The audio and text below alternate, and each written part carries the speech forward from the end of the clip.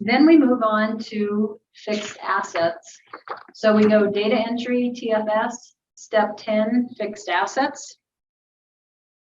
The first thing that we'll have to look at is what type of activity is it, governmental or a business type activity? And those are related to certain types of funds.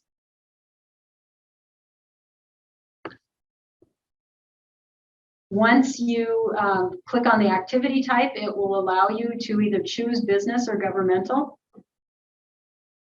And once you are inside, then there are some boxes that you can enter. Once we click on assets,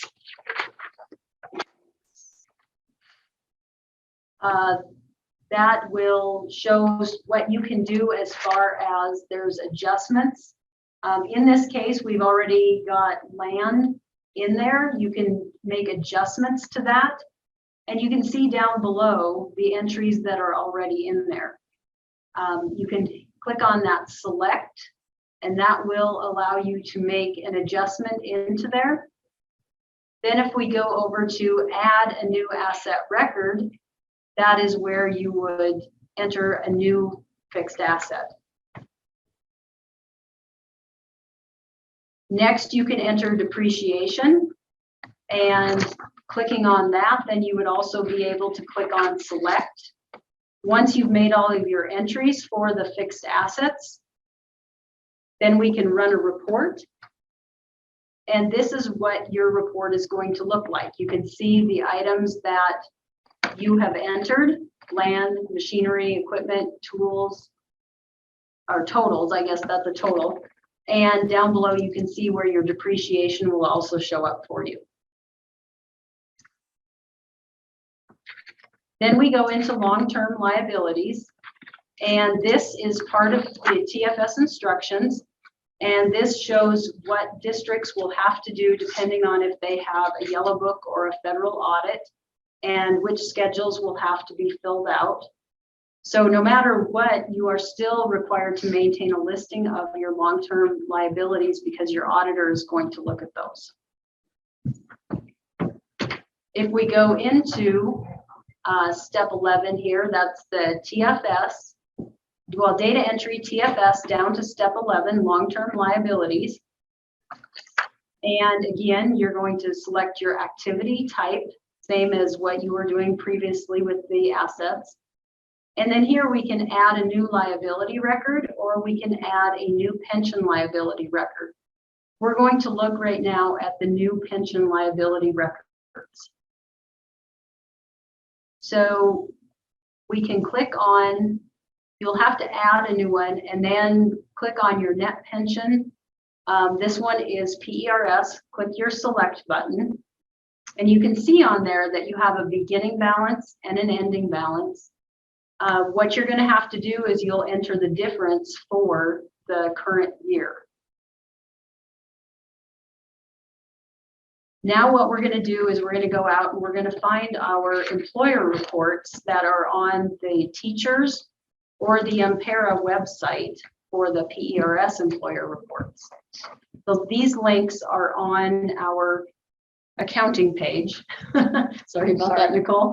They're on our accounting page under other accounting resources. So you'll be able to click on those to get to the necessary web pages that you're going to want to be accessing. Okay, so one thing I want you to make sure that you're aware of here, right now, your 2022 reports aren't available. So in this example, because this was made up a couple of weeks ago, this is looking at fiscal year 2021. You're going to be looking for fiscal year 2022 for your real entering of data.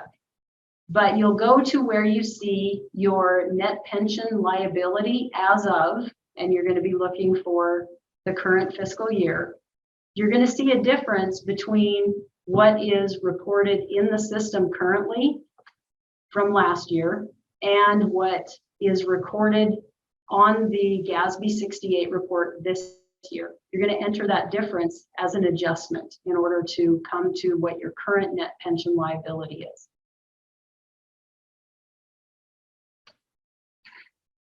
And this is just an example of the teacher's report. The first one was PERS, this one is teachers.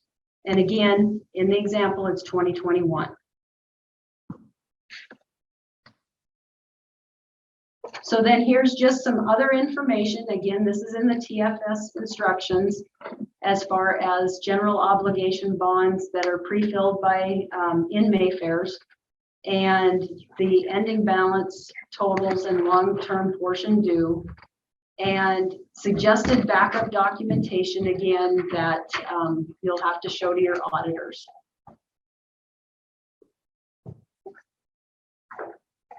And at this point in time, we're going to transition to Paul Taylor.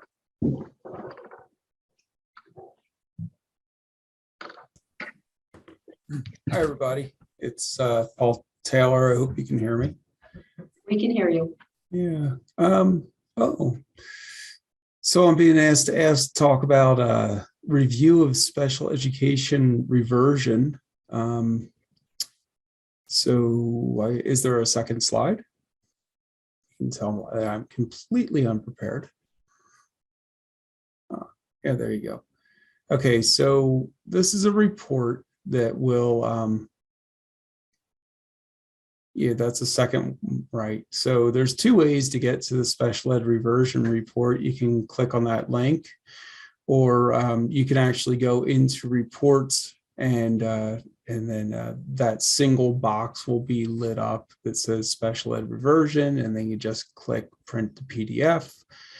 And what it'll show you is it'll tell you what you'll need to expend to avoid having a reversion. And it's fairly easy if you just sort of walk through what it's showing you there.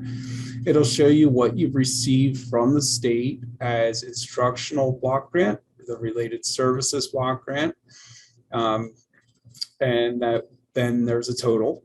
And then it says that there's a match that you have to spend. And for the most part, it's the math below there. It says the minimum special ed expenditures to avoid reversion, because what it's saying is the amount of money you've received from the state for special ed allowable cost payment, you have to have expenditures related to as a match amount.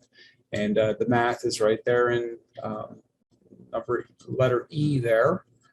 And at the very bottom on G, that's where you really want to make sure that you're seeing a zero. So for the most part, what it's doing is it's going through and just saying, okay, here's the amount of special ed that you're going to receive. Here's the special ed expenditures that you have reported currently. Did you make reversion? If you don't meet reversion, then what will happen is the special ed allowable cost payment 2 years into the future will be reduced by the amount of the reversion amount that you did not meet. I guess that's pretty much it for that one. Oh, and then there's another fun friend. This one's not such a big deal. Years ago, back in 2013, I actually had to go and check on this.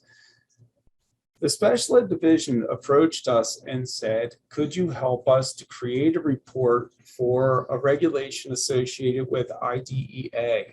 And I actually dug it up. It's 34 CFR 300.202. I wonder if it's still that same CFR. You didn't put it anything. Same thing.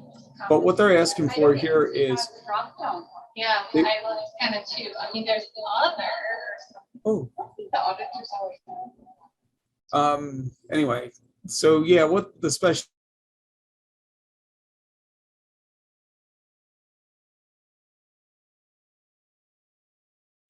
I'm back. Sorry about that.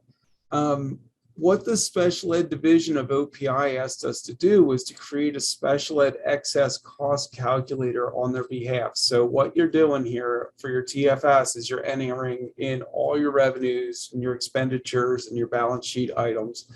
And what it does is it takes a look at all the expenditures that you recorded in that particular year. And it sort of takes a ratio. Do you have a screenshot of the report perhaps? Oh, yeah, there it is.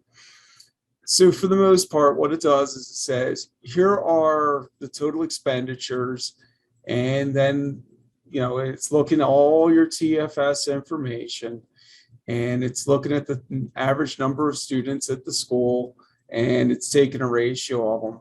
And with the idea that this is the amount of money that you need to expend per pupil before you're supposed to be dipping into the use of IDEA funds. However, there is no actual requirement that holds you back from using your IDEA funds anyhow.